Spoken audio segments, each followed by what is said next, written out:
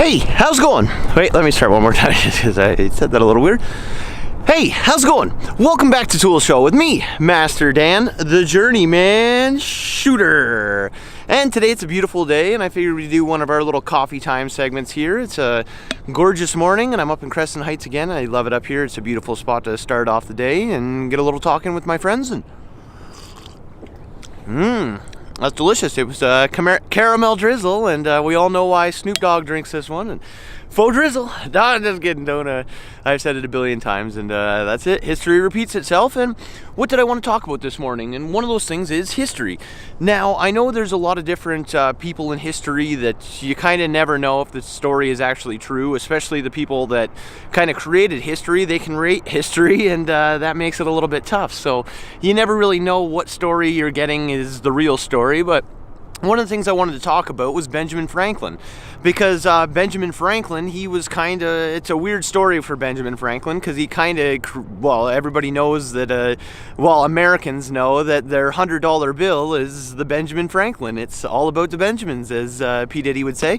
Now, Benjamin Franklin, there's a lot of different stories in his life, and nobody really kind of can tell which is real, so a lot of people are still researching and trying to figure out what's the real story, what's the fake story. But one of the real stories that they did come across is that Benjamin Franklin, when he was a younger man, he took up it was an apprenticeship when he was about 15. And it's kind of funny because I started in high school when I was a young kid in the Ontario Youth Apprenticeship Program, and I know how hard it was, and it's not an easy thing to start an apprenticeship, especially when you're a young kid and you really don't know much of what's going on. But he needed an education, and luckily his brother decided to take him on and become his mentor and the master. It was a printing press that he worked at, so he was an apprenticeship at a printing press. And say that 3 times fast: apprenticeship at a printing press, apprenticeship at a printing press, apprenticeship at a printing press.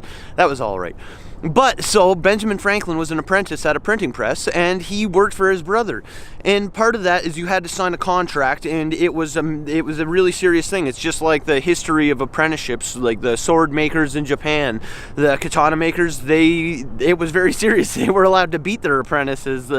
It was punishable by death if you messed up on an apprenticeship as a sword maker. It was serious stuff. So that's why you had to kind of take it seriously, and it was very important. So, and you're learning an education, and then you're supposed to be able to teach people after this, and that's kind of the biggest part of the trades is you work your way up, you earn that respect, and it's just like the army, basically. You start off as a pawn, a general foot soldier, and then you work your way all up to general. It's a big thing. You gotta earn it, though. You can't just expect it, and that's kind of what happened with Benjamin Franklin, and he was so upset that he wasn't getting all the big jobs and all the cool stuff that he wanted.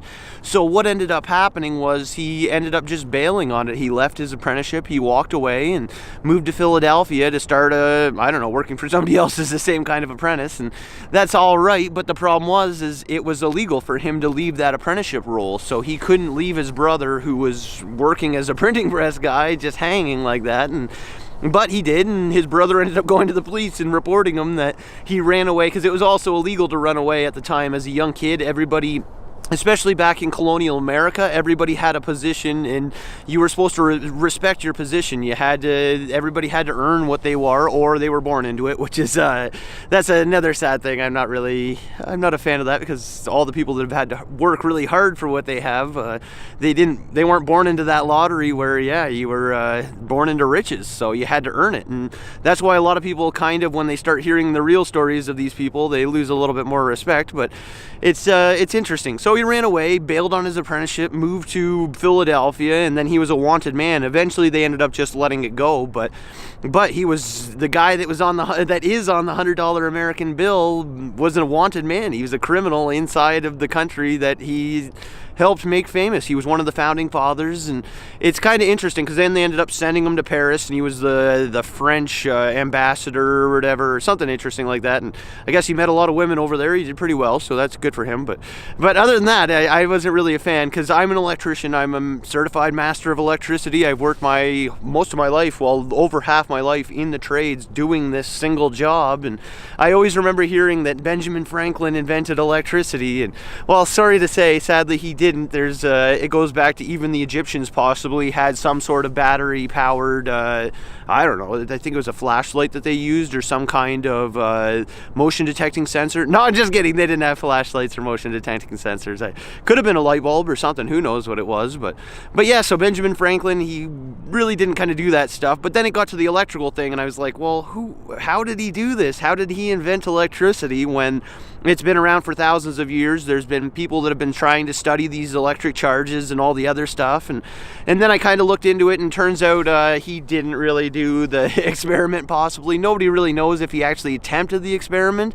He just claims to have attempted the experiment where he put a key onto a string, sent it up to see if there was an electric charge, and it would actually send a shock through that one little key down into a little jar. But the sad thing is if it was actually hit by lightning, it would have probably fried his insides. And I know a lot about electricity. I know my dad's an electrician. Like, we've been around electricity most of our lives. Like, we've heard every single horror story of when somebody gets electrocuted, and that's not a cool thing. Especially, yeah, it's electricity is dangerous. It's one of the most powerful forces on earth. It only takes milliamps to kill somebody, even though, like, especially if you've got a bad heart. That's the thing. A lot of people, they blame the tasers and all these things on the deaths, but it's mostly the heart of the person that they're using it on, which is why they've got to come out with a better style taser that can send some kind of impulse through the body first, detect if the heart's got a problem, and then not do the shock or do a lighter shock.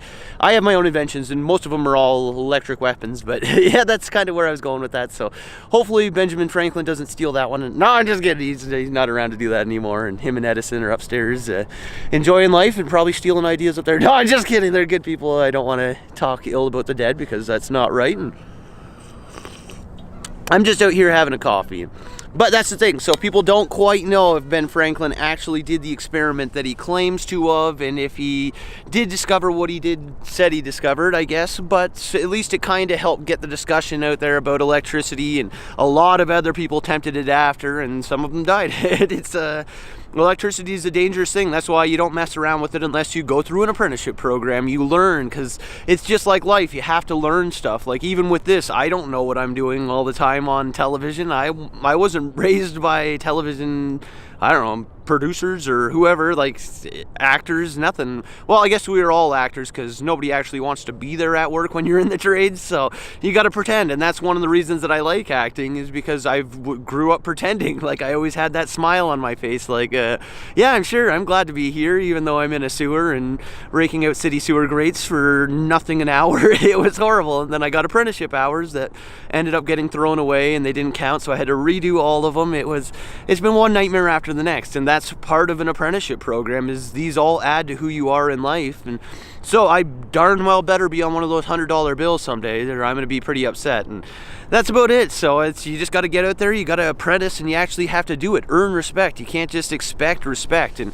I know even with the TV, like, there's a lot of people I look up to that I'm trying to emulate and trying to learn from. Like, one of the guys that I really respect is Stephen Colbert, because he started basically where I am. He started in a community access program, just kind of goofing around and having some fun and learning, and he learned so much that he eventually walked onto the Daily Show, and then the Daily Show sent him to his own show, and he got his own show, the Colbert Report, and everybody loved it. I used to love it. I remember going to they named a mascot after him in the States, because I grew up in southern Ontario, right across from Michigan, and there was Michigan teams that played in the OHL, and Saginaw, the Saginaw Spirits, actually named their mascot after Stephen Colbert, the Stephen Kobeagle the Eagle.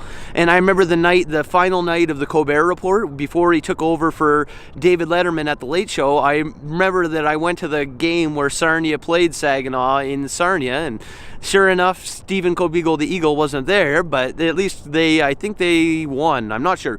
I don't really remember the game. I just remember going to support Stephen Colbert, because because he's a great guy and he was moving on to something big, and he did. He's the number one in late night right now, and I love watching those late nights, especially before going to bed. I get the East Coast time zone on my West Coast TV, so I get to watch all these shows 2 hours ahead of time because I live in Mountain Time, which is not West Coast, but it's still close enough, and I get to watch it all 2 hours ahead. So 9:30 I'm watching Stephen Colbert, and I even have Jimmy Fallon and Jimmy Kimmel all lined up so I can watch all three of them and have a good laugh right before bed, and gets you in a better mood, gets you woken up. You're not dreaming about horrible things and all the nastiness out in the world there, and you get to enjoy life. Those people bring laughter into people's lives, and that's a great thing. That's what I always wanted to do. I don't want to sit around and just kind of waste my time in the trades and expect for something to happen, I guess. And you just gotta believe, and you gotta get out there and you gotta apprentice, and that's what I did. I kind of followed Stephen Colbert's lead and went into the community access, and you have to volunteer with these people too to learn, because I really had no idea what I was doing. So I got to volunteer on a psychic TV show where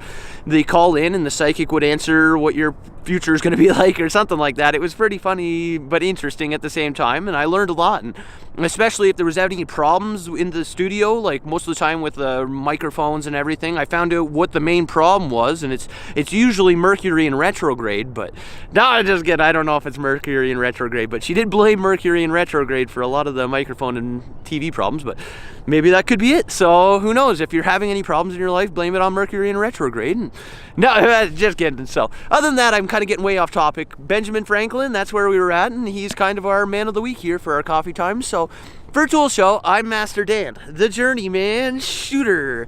Get out there, start yourself an apprenticeship, and learn a trade. It's not going to hurt you. It's only going to make your life better, so why not? For Tool Show, Master Dan, Journeyman shooter. Coffee time. Have a good day.